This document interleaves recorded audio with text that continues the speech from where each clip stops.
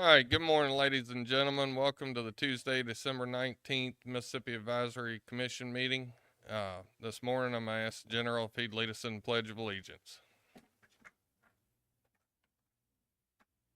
Pledge allegiance to the flag of the United States of America and to the republic for which it stands, one nation, under God, indivisible, with liberty and justice for all. Hey, can y'all switch them around? That looked a little different. Can y'all switch them for me? What's that they say? It doesn't matter how you start, it's all about how you finish. I knew it didn't look like the American flag I'd been Joe, you mind leading us in prayer as well? Heavenly Father, we thank you so much. We ask that you just take each and every one of us that have anything to do with Department of Marine Resources and this commission, and Lord, and just give us the wisdom to do what you would have us to do. Give us the wisdom to do it your way and not ours. And Lord, we hope that everyone has a happy and a very Merry Christmas and a Happy New Year. And we hope that everyone, Lord, that you would just lead and guide and direct each and every one of them. And we ask this in Jesus Christ's name. Amen. Thank you, Joe. November 21st minutes. Do we have any discussion on those minutes? Do we have a motion to approve? I'll make a motion to approve the minutes. I'll second that. All in favor? Aye. All right. Do we have any discussion on today's agenda? Motion to approve. I'll make a motion to approve the agenda. All in favor? Aye. Aye. All right, Mr. Joe, we're going to turn it over to you. All right. Thank you, Mr. Chairman.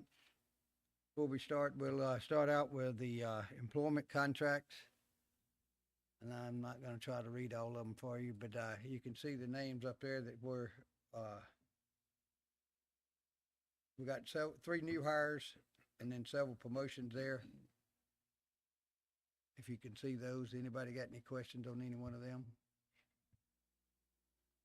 No, it's just the list up there is different than the one on. And I don't think that's what I'm, Oh, there's one. okay? Who's the additional? Okay. All right, any questions on those? All right, no procurement contracts. And agency update will go to the Bonnie Carey. And out of the Bonnie Carey, right now we have had 70, all 72 of the charters have been sent final payment, so everybody's paid up in the charter boat. We are emerging seafood technologies. We've got about 3,694,000, and we're working on that as we talk, and getting the program together. As far as our fisheries, let's see, I was trying to see if I had that in front of me.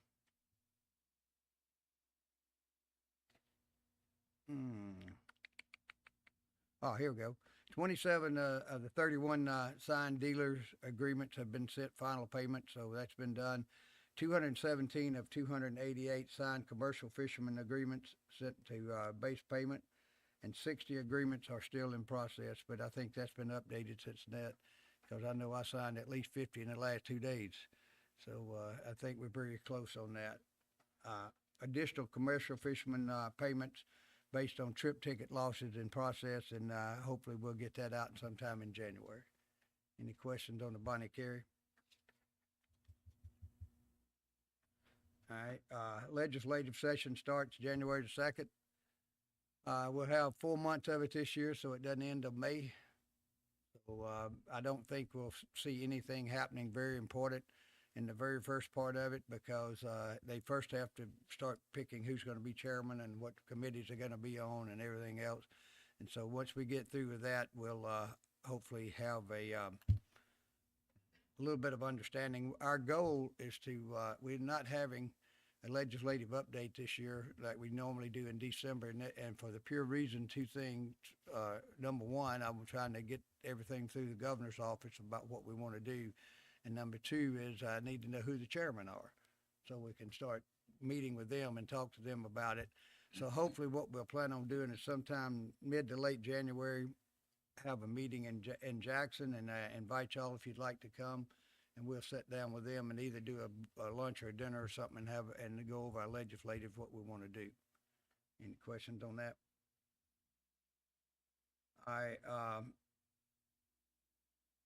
as far as holiday, we'll be closed Monday and Tuesday of next week for Christmas and Christmas the day after, and then we'll be closed on January the 1st.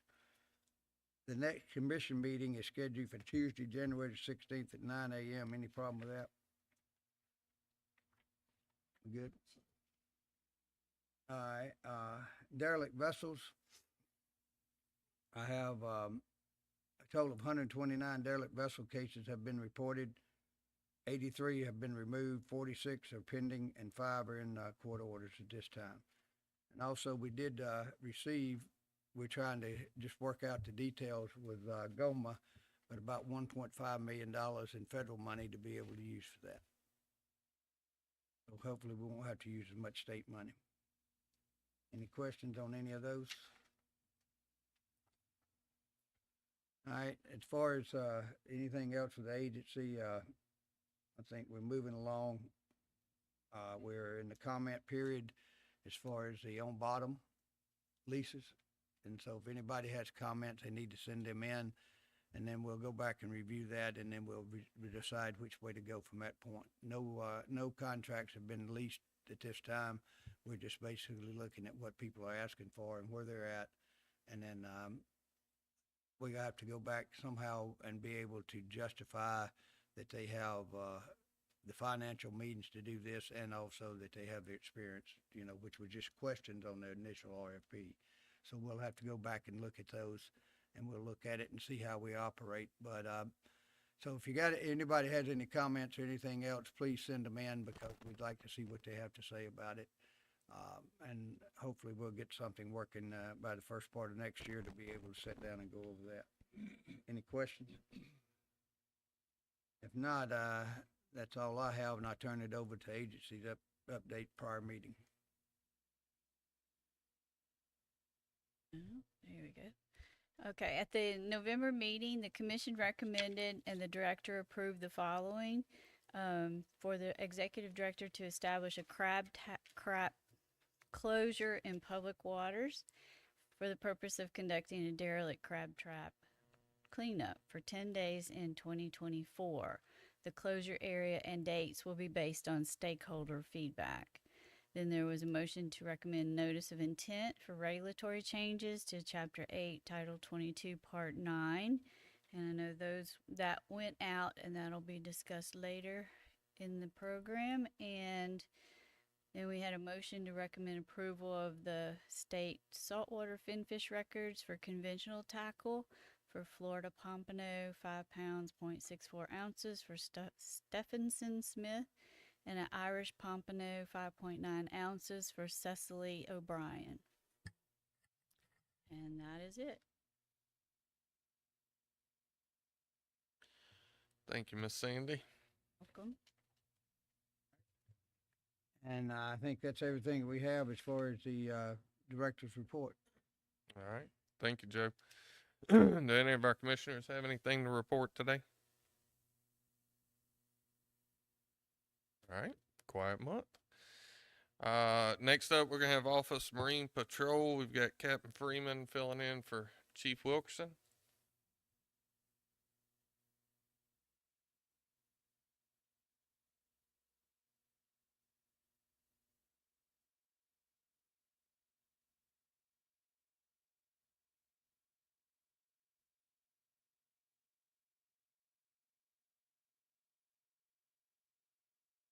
And there's been an increase in about 20% in the total number of stops made in the 2 fiscal years already.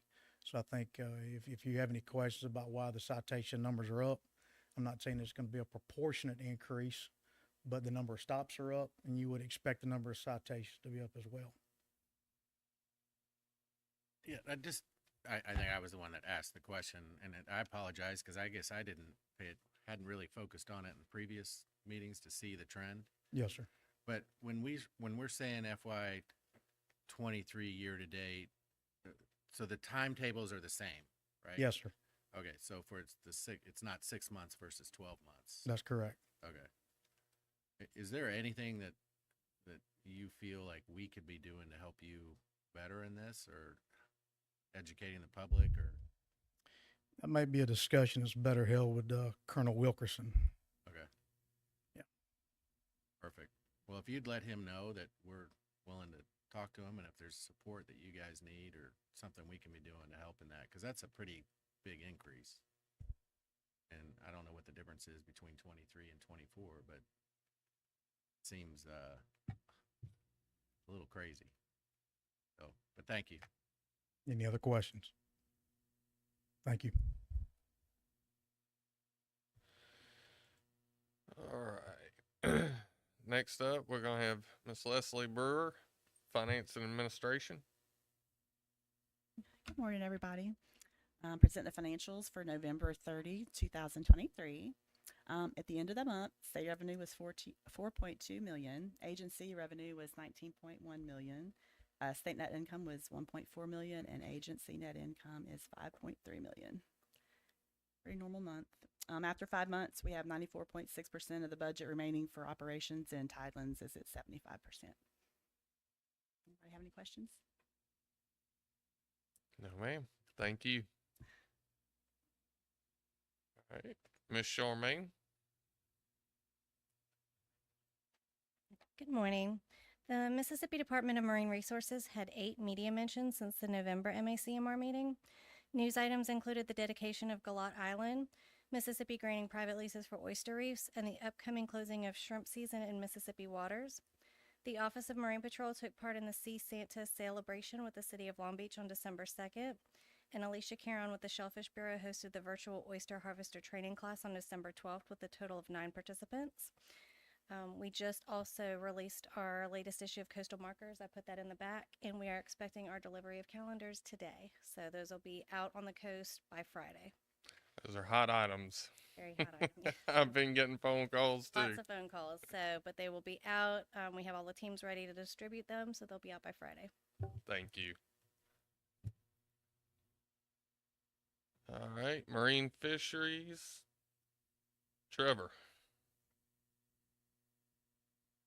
Morning, Commissioners, Director. I think we're setting a pace on brevity today. We're moving. All right. So this is going to be the final adoption of the offshore landing permit that we discussed in the previous month. So as y'all are aware, November 21st, 2023, y'all recommended to the Executive Director to move forward with a notice of intent on Title 22 Part 9 changes. We processed that and were able to get it to the Secretary of State's office that day. So just to briefly touch back over the regulation itself that we went over, the high points here, it's essentially anyone outside of those currently listed as disabled and under 16 that have to possess this fishing license. It will be an annual license that'll run out on December 31st. So it's basically going to be a yearly offshore license. We're trying to identify and to a degree have a good number on the number of offshore fishing participants in our waters and be able to ask them specific questions within an effort survey that we're piloting out this year, similar to what Louisiana has done over the last 8 or so years. You'll be able to obtain this license through our website solely. There'll be a call option, of course, and be able to get it through us without having to pay any fee at all. So it'll be $0. When you call, it'll be to one of our employees in marine fisheries, basically the same folks who take the tails and scales call. So you always have somebody there to answer the phone and get you on the list and get you out fishing that day. And the species that we're including here are basically any species of snapper, amberjack, grouper, triggerfish, and cobia included. The only exception that's being made here is for mangrove snapper for those that are harvested within a line formed by the Intercoastal Waterway, simply because of the large scale nature of our inshore mangrove fishery in those inner harbors and everything else, especially this year. So Like I said, we got the regulation out to the Secretary of State pretty quick. The notice of the proposed regulation was published in the Sun Herald on the 24th, and the notice of the proposed regulation was posted on our website that day on the 21st. And here's copies of all 3 of those. And then checked the email this morning. Haven't got any mail or anything else like that. I did get a couple calls from folks just asked for clarifying information, but no public comments have been received to date. And with that, I'll take any questions you may have, and then we'll just need to move forward with final adoption, have a motion for it, should y'all. Because- Go ahead. Real quick, Trevor, like where the like the young kids and the people with disabilities, even lifetime licenses come into play with this. So, I copied over the regulation that was, as it was written from the previous meeting. What we did add in there was an excerpt of a state statute, basically referencing the statute that, explicitly outlines disability and under 16 and who's not required to have a license. So in this case, that would fall the same way. The difference will be that those who have a lifetime license or those who have the senior exempt lifetime license will need to get this license annually. And that'll be more of an education side of thing, right? They haven't had to deal with a situation like this, nor are we going to, think that they're going to have to, move on to this and adopt it pretty quickly. We understand the challenge that may be ahead with them understanding it. And realistically, this is all for the effort survey to try to get an answer. And we have a pretty good idea, at least, of the percentage of folks that fall within the under 16 category. The disability category is less known, but we know it's a small percentage, so we can have that one. The trouble is on the senior exempt and the lifetime, those people are likely avid fishermen to a degree. They likely go proportionally more than most of the others, and we certainly want to be able to get the information from them and have them accounted for within the overall population. So that's why we've got that where we want them to have it every year too. So that's kind of how it falls out. I'm sorry, I may have missed this, and I wasn't here last month. What is the process again for getting this? So it's going to be housed on our website to be able to access, and essentially it's going to be a either through Survey 123 or PDF submission form, essentially kind of how we've done applications in the past for Bonnie Care or anything else like that. We're working with IT on finalizing the form and everything now, but that'll be the process to get it. At that point, you'll be able to get the temporary number of the proof, and then we'll be able to send out a hard card or anything else to folks for them to have it. But it's going to be housed on our website, and if folks don't have access to the internet or can't get it from our website, there will be a number to call, and that number will go straight to one of the employees in the Finfish Bureau to be able to answer and house. And just like with Tails and Scales, right, we expect that we're going to get a rush of calls between that April and May time period, essentially when folks are first learning about this and learning about the requirement and snapper season's coming up. And just like we've done in past years, I mean, we answer calls at 11 p.m. to 4 a.m. when we get them. And when folks don't answer, they just leave voicemails, and we get them taken care of and get them on the water as soon as possible. And I assume there'll be some type of banner or something on Tails and Scales reminding people.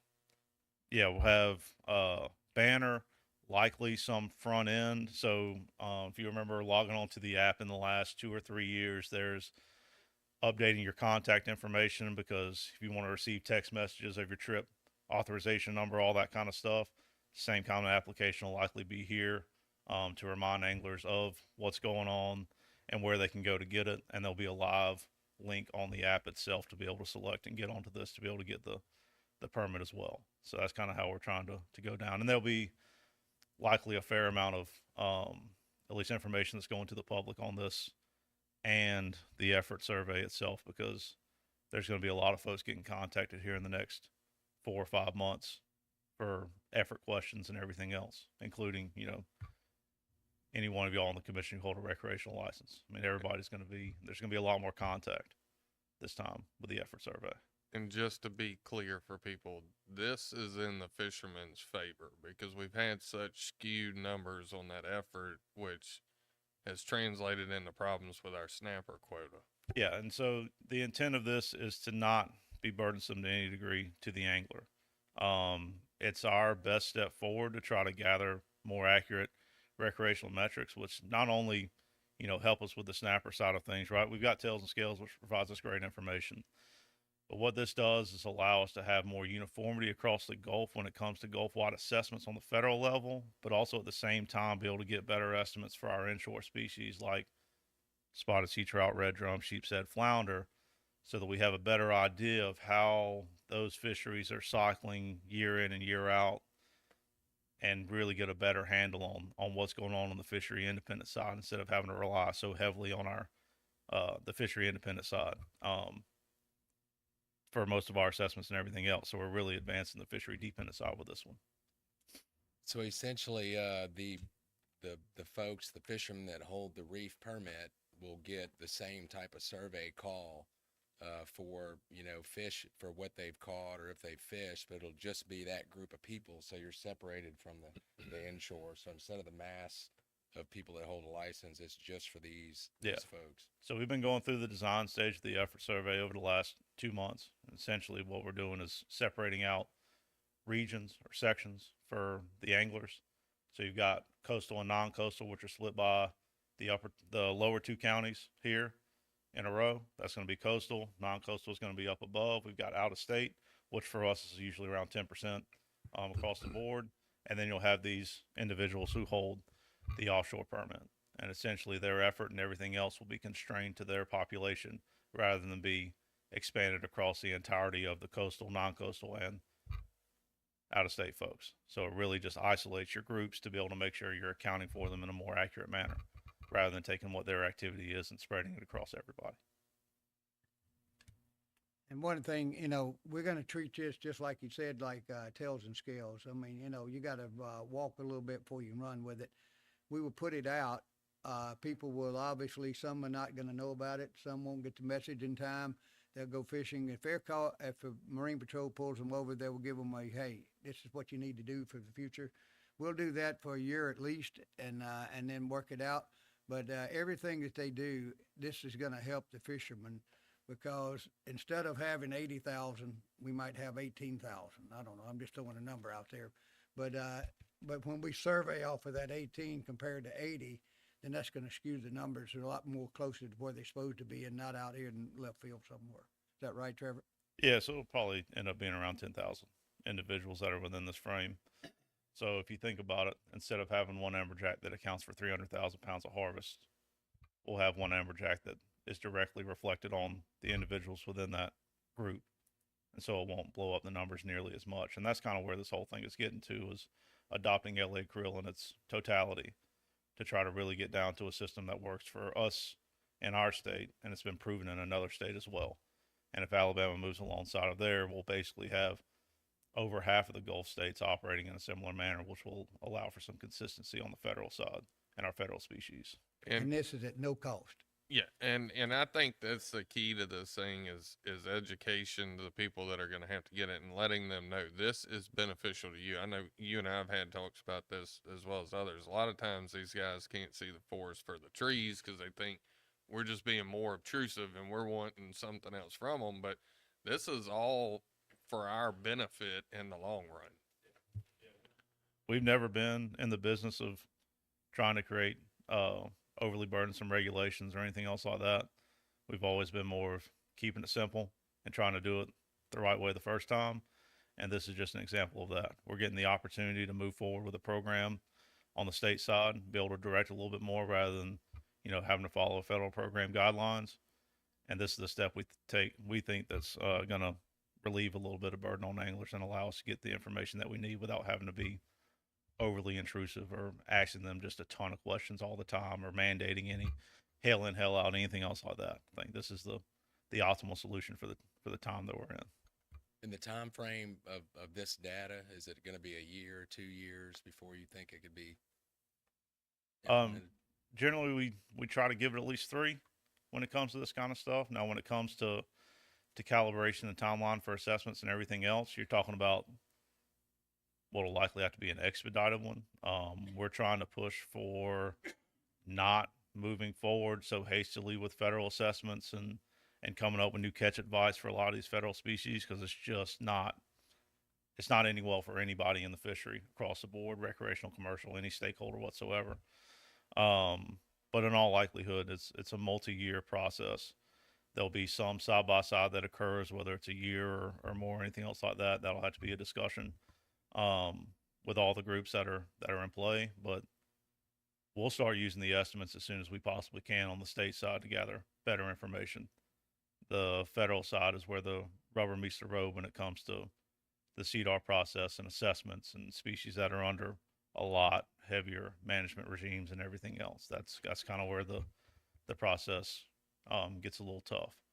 But certainly having multiple states in the Gulf that are all conducting a similar survey is going to be very helpful to essentially where we are now with 5 states, 5 separate surveys, and an overall federal survey that just can't be calibrated across in a manner that's able to be reconciled.